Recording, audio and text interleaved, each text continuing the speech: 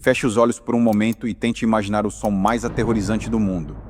Talvez você pense no som estridente de uma sirene de ataque aéreo cortando o céu, ou, quem sabe, no estalar frenético de um contador Geiger medindo um ambiente tomado por radiação. Mas e se eu te disser que o som mais perturbador da Terra não é um alarme caótico? É um ruído calmo, constante e absolutamente implacável. Neste exato momento, enquanto você respira e assiste a este vídeo na segurança da sua casa, existe uma máquina trabalhando na escuridão. Ela está escondida no meio de uma floresta fria, isolada e fortemente vigiada no interior da Rússia. E ela não para de falar. Desde a década de 1970, muito antes de a internet conectar o mundo, uma transmissão fantasma ocupa o espectro eletromagnético do nosso planeta. Se você tiver um rádio de ondas curtas agora mesmo e sintonizar na frequência exata de 4.625 kHz, você vai ouvi-la. Um zumbido monótono, áspero e hipnótico. 25 vezes por minuto, 24 horas por dia. Faça chuva, faça sol, em tempos de paz ou de guerra. Bem-vindo ao canal A Fenda. Hoje nós não vamos explorar túneis subterrâneos ou o espaço sideral. Nós vamos sintonizar a frequência do medo e desvendar o mistério da UV-B76, a rádio russa que transmite ordens para quem nem sequer deveria existir.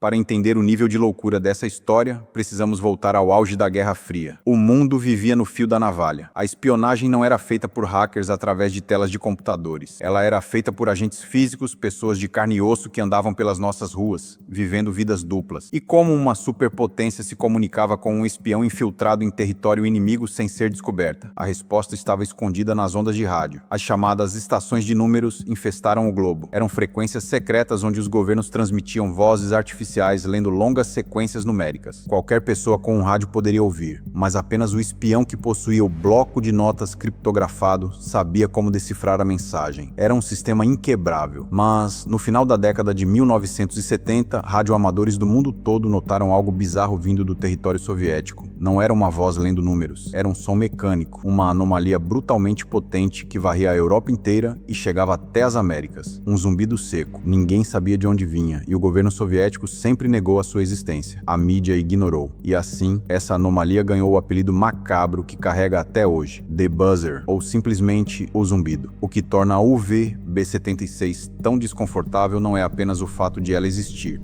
mas sim como ela existe. Se você escutar a transmissão por tempo suficiente, a sua mente começa a pregar peças. O zumbido não é um arquivo de áudio digital perfeito, sendo repetido num loop infinito por um computador moderno. Ele é puramente analógico. Ele tem falhas, pequenos cortes, ele oscila de tom, e é aí que a primeira revelação assustadora aparece. O som é gerado no mundo físico. Isso significa que há um microfone real, ligado e aberto. 24 horas por dia, 7 dias por semana, colocado de frente para um dispositivo mecânico que faz esse barulho. Como nós temos certeza disso? Porque ao longo das décadas esse microfone captou fantasmas sonoros do ambiente. Entusiastas de rádio já gravaram o som de portas pesadas de ferro batendo ao fundo, passos arrastados caminhando pelo que parece ser uma sala de concreto vazia, o barulho inconfundível de papéis sendo folheados. E, em casos raros e horripilantes, vozes distantes conversando em russo no fundo do corredor, abafadas como se alguém da equipe militar tivesse esquecido que o microfone para o mundo inteiro estava aberto. Imagine a cena, um bunker escuro, esquecido pelo tempo, onde operadores humanos se revezam em turnos de silêncio absoluto apenas para garantir que a máquina continue zumbindo. Por quase 20 anos ininterruptos, o zumbido foi a única coisa que a rádio transmitiu. Era como um farol solitário no escuro, mas, na véspera de Natal do ano de 1997, o impossível aconteceu. Dezenas de radioamadores estavam monitorando o sinal durante a madrugada quando o zumbido subitamente cortou. Houve um silêncio absoluto no rádio, o primeiro em 2 décadas. O vazio foi quebrado por um estalo estático. E então, o som de uma respiração pesada próximo ao microfone. Uma voz humana, masculina, incrivelmente fria e autoritária falou.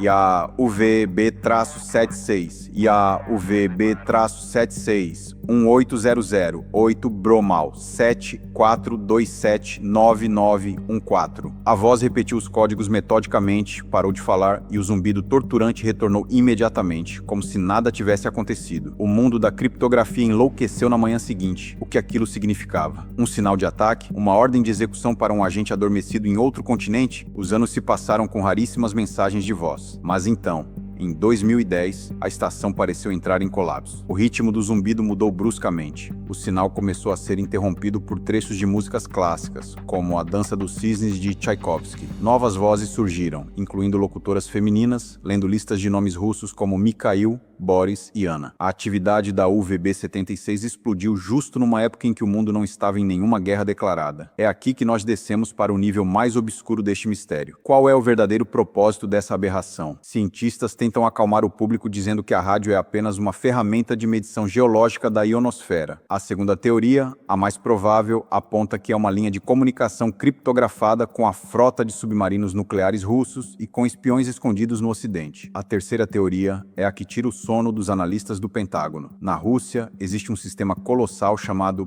perímetro, apelidado no Ocidente de a mão morta. É o sistema do juízo final. Se um ataque inimigo varrer Moscou do mapa e aniquilar toda a liderança do país, sensores sísmicos e computadores subterrâneos assumem o controle militar. A teoria dita que a UV-B76 é o batimento cardíaco da mão morta. Enquanto o zumbido tocar, o computador sabe que o país está vivo, que há humanos no comando. Mas, se a frequência ficar em silêncio, se a rádio for destruída, o sistema aciona uma retaliação 100% automática, lançando todo o arsenal nuclear da Rússia contra o planeta. Sem intervenção humana, sem piedade.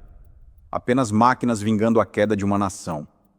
Para piorar o cenário, no fim daquele caótico ano de 2010, a estação mudou de endereço. O sinal que operava na pequena cidade de Povarovo foi misteriosamente transferido para locais desconhecidos. Assim que descobriram que a rádio original havia sido abandonada, exploradores urbanos invadiram o local. O que eles encontraram lá dentro não foi um laboratório de alta tecnologia. Encontraram um complexo militar arruinado, digno de um cenário pós-apocalíptico. Corredores alagados, portas blindadas pesadas e neblina. E no meio dos destroços, eles acharam um diário. Um livro oficial de registros cheio de códigos escritos à mão, que batiam perfeitamente com as mensagens transmitidas pela rádio. A prova definitiva de que a máquina é operada pelo alto comando militar. Hoje, a UVB-76 foi dividida e blindada. Milhares de pessoas comuns ficam acordadas nas madrugadas, ouvindo aquele ruído estático e hipnótico, temendo silenciosamente o dia em que o zumbido decida parar. Porque o dia em que ele parar permanentemente pode muito bem ser o nosso último dia. Você teria coragem de sintonizar essa frequência à noite? No escuro do seu quarto? Deixe a sua teoria sobre a rádio aqui nos comentários. Inscreva-se no canal A Fenda, deixe o seu like e continue questionando o invisível.